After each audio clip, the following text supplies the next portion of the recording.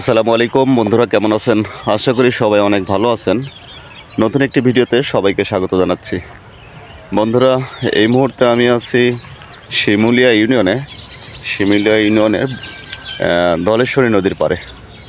তো নদীর পাড়ের দৃশ্যটা দেখে অনেকটা ভালো লাগলো, যার কারণে একটু নামলাম নদীর পাড়ে, একটু হাঁটতে, একটু ঘুরতে, আর আপনাদেরকে একটু দেখাতে। প্রকৃতির ভিডিও তো আসলে সবাই পছন্দ করে, আর প্রকৃতিটা আমারও ভালো লাগে। আমি আশা করি আমার সাথে আপনাদেরকে অনেক ভালো লাগবে। তো এখানে আমি আছি যেখানে, এটা হলো এই যে ব্রিজটা দেখা যাচ্ছে, ব্রিজটা হলো রাঙামাটির ব্রিজ বলে। এটা শিমুলিয়া ইউনিয়নের মধ্যে পড়ছে। এটা সম্ভবত উত্তর শিমুলিয়া। তো আমি এখানে এসেছিলাম একটা ভিডিও করার জন্য। কাঁসা পিতলের বানায় যে কারিগররা, সেই কারিগরদের একটা ভিডিও নেওয়ার জন্য আসছিলাম। তো এখানে এসে জানতে পারলাম যে আজকে শুক্রবার, এই জন্য ওটা আজকে বন্ধ। তো অন্য একদিন অন্য কোনো ভিডিওতে অবশ্যই আপনাদেরকে দেখাবো এই কাঁসা পিতল বানানোর যে পদ্ধতি, এই পদ্ধতি যে কীভাবে কাঁসা পিতলের থালা বাটি তৈজসপত্র যেগুলো সেগুলো বানায়, তো এগুলো আপনাদেরকে অন্য একটা ভিডিওতে দেখাবো। তো চলুন আজকে একটু প্রকৃতি উপভোগ করি। খুবই ভালো লাগতেছে, বংশাই নদীর পাড় দিয়ে হাঁটতেছি, ঘুরতেছি, খুব ভালো লাগতেছে। বংশাই নদী আসলে এটা ধলেশ্বরী নদী, আবার এটাই বংশাই নদী।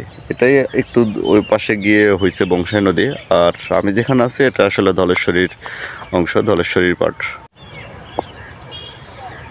দেখুন বন্ধুরা, ভিউটা দেখুন নদীর পাড়ে, খুবই সুন্দর, খুব ভালো লাগতেছে। এই যে এটা হলো রাঙামাটির ব্রিজ। এর আগেও আমি এখানে এসেছিলাম জায়গার ভিডিও করার জন্য, জায়গা দেখার জন্য এসেছিলাম। তো অনেক দিন পরে আবার আসলাম। আসলে এই এলাকার পরিবেশ, প্রকৃতিটা অনেক ভালো লাগে। তো যার কারণে আমি আবারও চলে এসেছি এই এলাকায়।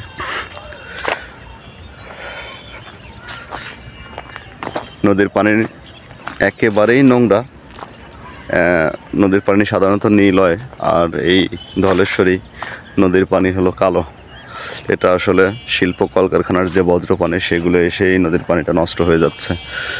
তো তারপরেও ভালো লাগতেছে, নদীর পাড়ের দৃশ্যটা খুব ভালো লাগতেছে।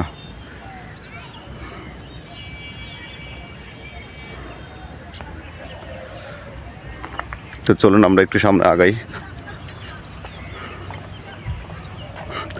আসলে এই এলাকাটা আমার মনে হচ্ছে হিন্দু অধ্যুষিত এলাকা। এই এলাকায় আমি নতুন এসেছি। এর আগে এসেছিলাম রাঙামাটির ব্রিজ থেকে ওদিকে চলে গেছিলাম আমতলার দিকে, কিন্তু এখন যেখানে আছি এটার নাম হলো লালারটেক। এই লালারটেক আমি কখনো আসিনি, এটাই প্রথমবারের মতো লালারটেক এসেছি। তো ভালো লাগতেছে খুব।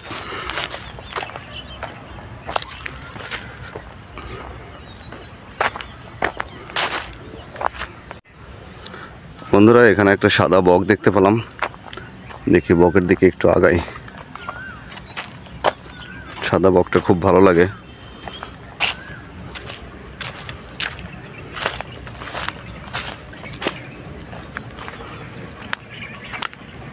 দেখুন,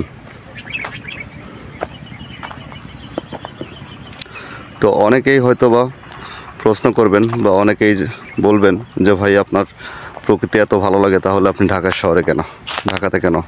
আসলে ভাই, প্রকৃতি ভালো লাগলেও বিপদে পড়ে ঢাকার শহরে আছি। জীবিকার তাগিদে ঢাকার শহরে থাকি, চাকরি করি তাই।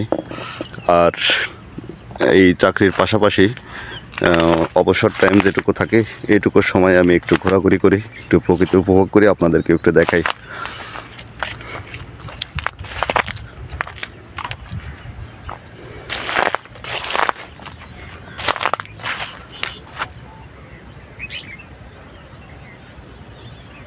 দেখুন কত সুন্দর লাগতেছে।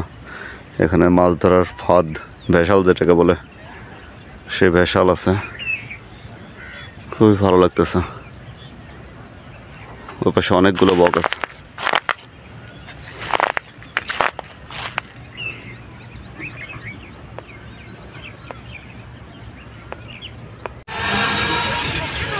বন্ধুরা দেখুন কত সুন্দর।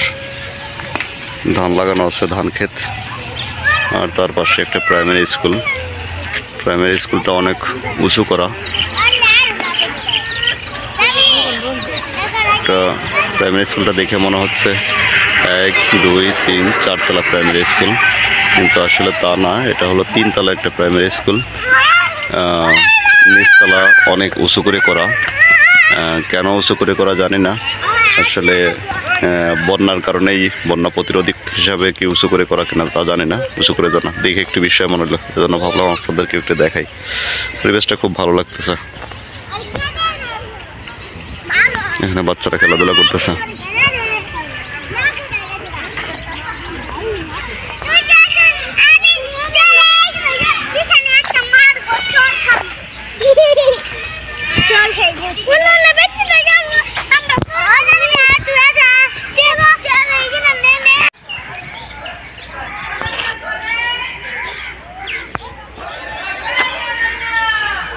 দেখুন এখানে কত সুন্দর ধান লাগানো হয়েছে, একবারে রাস্তার উপরে ধান লাগানো হয়েছে। এখানে বিদ্যুতের খুঁটি এনে রাখা হয়েছে নদীর পাড়ে।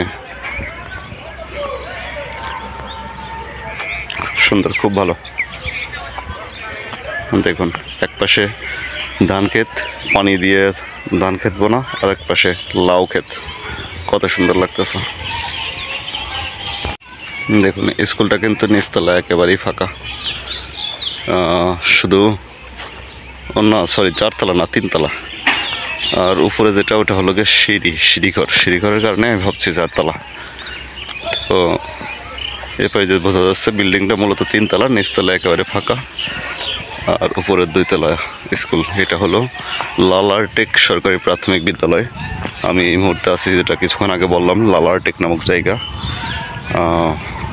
এই জায়গাটা মূলত হিন্দু অধ্যুষিত এলাকা।